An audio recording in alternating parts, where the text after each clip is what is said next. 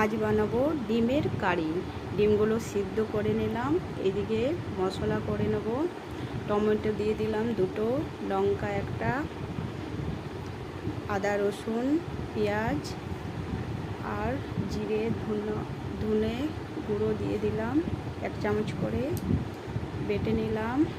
ডিমগুলো একটু একটু করে কেটে নেব যাতে নুন হলুদটা ভিতরে ঢুকে।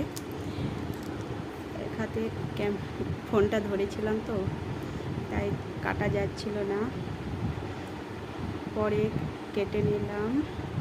তারপর নুন হলুদ মাখিয়ে নিলাম ভালো করে।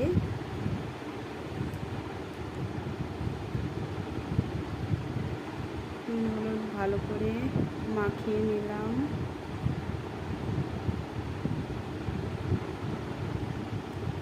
এরপর কড়াই গরম হয়ে গিয়েছে, তেল দিয়ে দিলাম।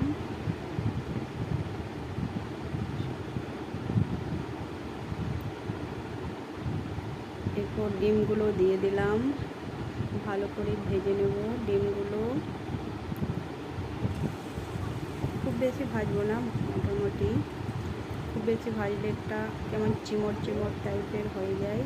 তারপর ওই তেলেই পাঁচফোড়ন, লং, এলাচ, দারচিনি, তেজপাতা, লঙ্কা, একটু পাঁচফোড়ন দিয়ে দিলাম ফোড়নে। তারপর পেঁয়াজগুলো দিয়ে দিলাম।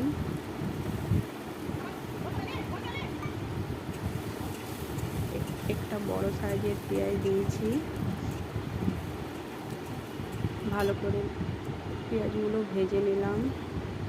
তারপর ওই বাটা মশলাটা দিয়ে দিলাম, ভালো করে মশলাটা কষে নেব।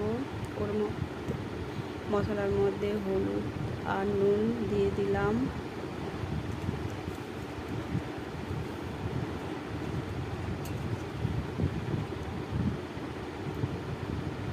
ভালো করে কষে নেব।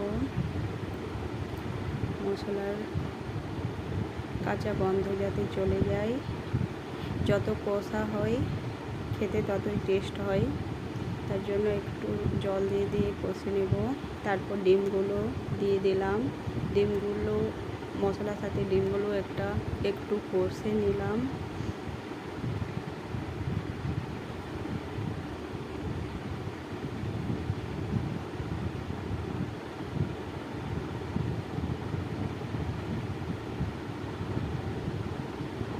তারপর একটু জল দিয়ে দিলাম।